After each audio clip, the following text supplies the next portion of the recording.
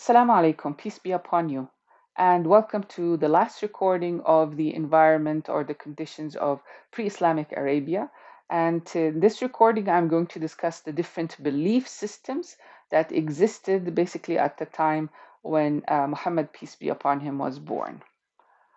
So the first slide here is the representation of the Arabian Peninsula.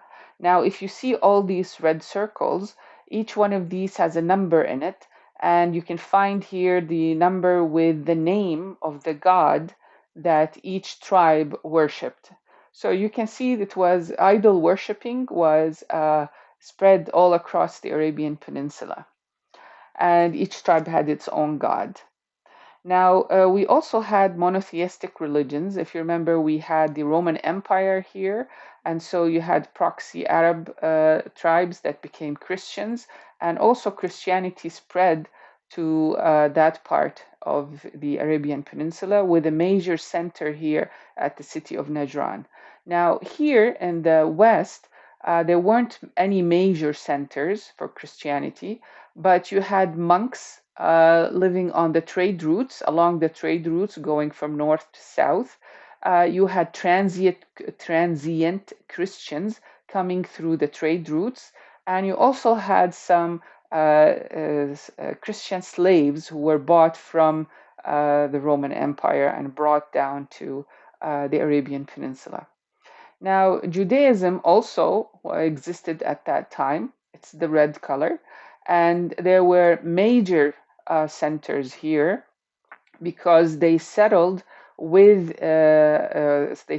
along around the oases in the desert, and so there were cities formed around these oases, and half of the population was Jewish. They were Arabs, and they had the customs of Arabs, but they also felt that they're different and their way of life is different than the idol worshippers, and so they kept to themselves.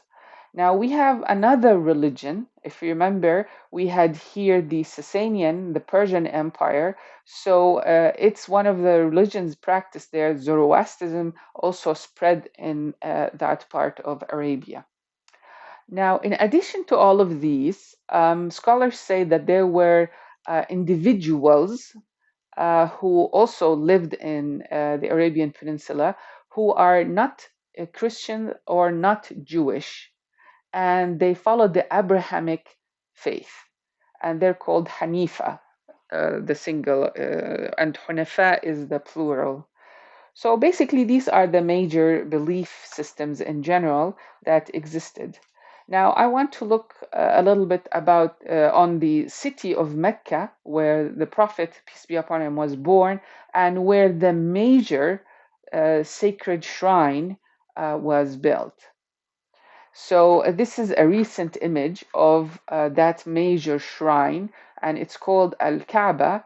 And Al-Kaaba is basically the cube. This is what Al-Kaaba means. So the city is called Mecca, and the shrine in the city is called Al-Kaaba. And as I said, it was built by Abraham and his son Ishmael. And however, because of the idol worshipping, basically that Abrahamic tradition got distorted. So even the pilgrimage, they still did it, but it is distorted. They can run naked around the Kaaba, clapping, whatever. So they had all kinds of distorted traditions. Now, also for economical reasons, the tribes that lived in Mecca and ruled, so for economic reasons, they invited any tribe who wants to put their god inside the Kaaba. They're welcome to do that, because then these tribes will come and do pilgrimage here and, of course, benefit the Meccans. And so it is said, the scholars say that at some time there were about 360 idols inside the Kaaba, and they even had paintings of Jesus and statues of Mary holding baby Jesus. So now I would like to also have a little bit mention some of the beliefs, basically the individual Arabs, polytheists who lived in the Arabian Peninsula, other than the major religions that existed. So let's say, some of the belief systems that existed. So they had these idols, and these idols could be made from stone, or clay, or it can be made from date. And if they get hungry, their god. These gods are also, they're taken to battle with them. They ask them for everything, for protection. And when some tribe wins, or over the other tribe in war, so then they take their gods, they either smash their gods, or they write on their gods that we beat your gods. They can shape the gods to look like humans, animals, birds, or just, objects of stone.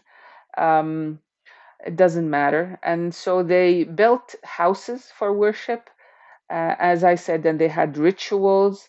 They offered sacrifices to their gods, and they had all kinds of sacrifices depending on the month, depending on the kind of the animal, who could eat from it, who could not eat from it. They had different conditions. They fasted as well.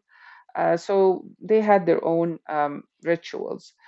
They also, because they're polytheists, so it means that they believe in one God, in the God, basically the God of Abraham. They believe in the God of Abraham, but they believe in intermediary gods.